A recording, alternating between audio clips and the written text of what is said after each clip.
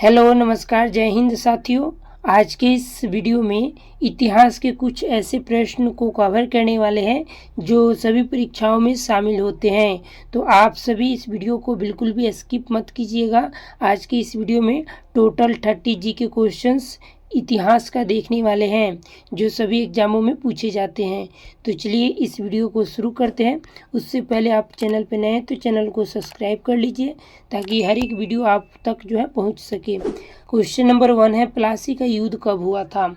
तो याद रखिएगा, प्लासी का युद्ध यह हुआ था ऑप्शन नंबर ए 1757 में, यानी कि ऑप्शन ए 1757 करेक्ट आंसर है। क्वेश्चन नंबर 2 है, झांसी की रानी लक्ष्मीबाई की मृत्यु कब हुई थी? तो झांसी की रानी लक्ष्मीबाई की मृत्यु यह हुई थी ऑप्शन नंबर बी 1858 में, यानी कि ऑप्शन बी 1858 सही जवाब है।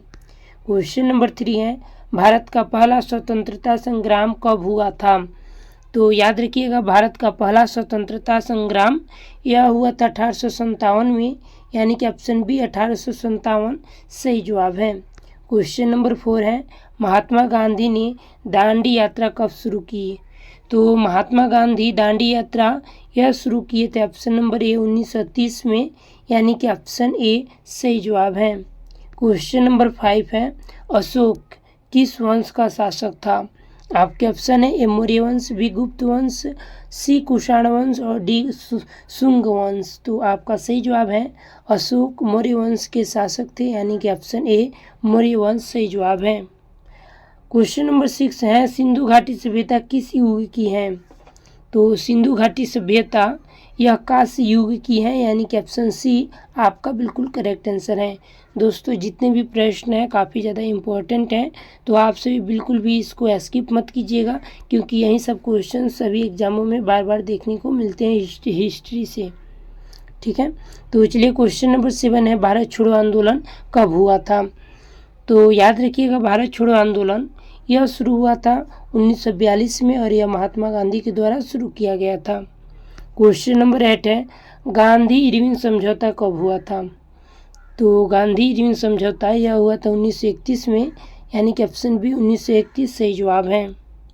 क्वेश्चन नंबर 9 है, जय जवान जय किसान का नारा किसने दिया था?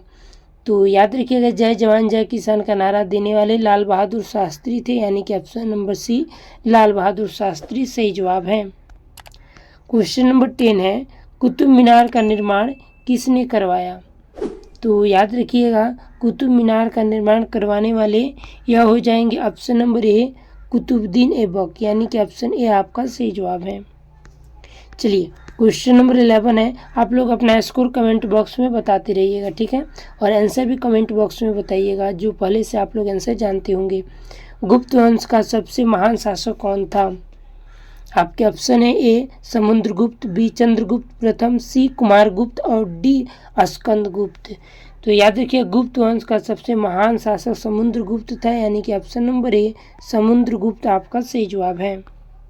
आगे बढ़ेंगे, क्वेश्चन नंबर 12 है, क्वेश्चन नंबर 12 है, दिल्ली सल्तनत की स्थापना कब हुई थी? काफ़ी ज़्यादा वीवीआई प्रश्न है, तो आप लोग अच्छा से देख लीजिएगा।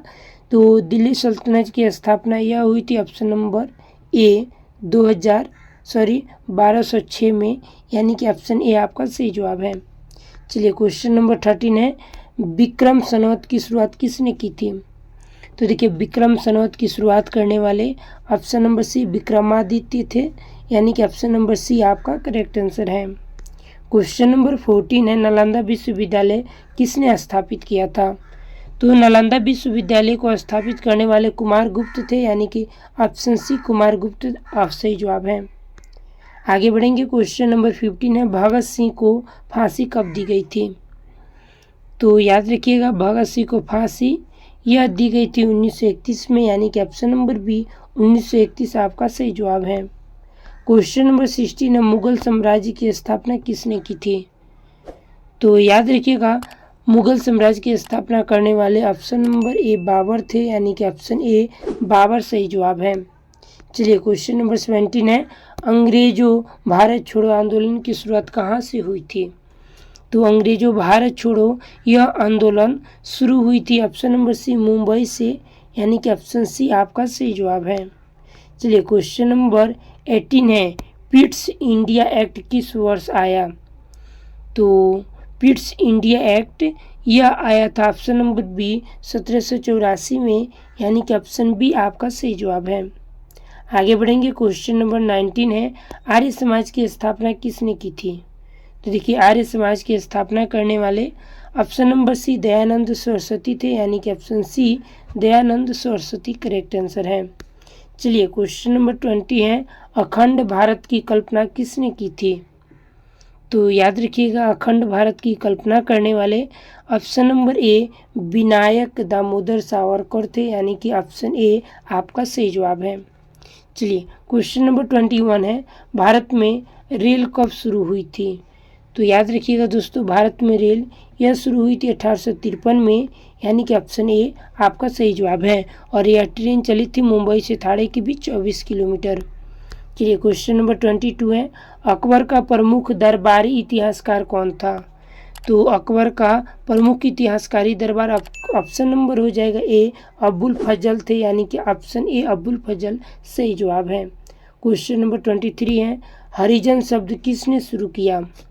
तो दोस्तों हरिजन शब्द को शुरू करने वाले गांधी जी, यानी कि ऑप्शन ए गांधी जी आपका सही जवाब है। क्वेश्चन नंबर 24 है, गद्दर आंदोलन कहाँ से शुरू हुआ था? तो गद्दर आंदोलन यह शुरू हुआ था ऑप्शन नंबर बी अमेरिका से, यानी कि ऑप्शन बी आपका सही जवाब है। चलिए क्वेश्चन नंबर 25 है, शक सनौत की शुरुआत किसने की थी? तो याद रखिएगा शक सनौत की शुरुआत करने वाले ऑप्शन नंबर ए कनिष्क के द्वारा जो है शक सनौत शुरुआत किया गया था, आपका ऑप्शन ए सही जवाब है।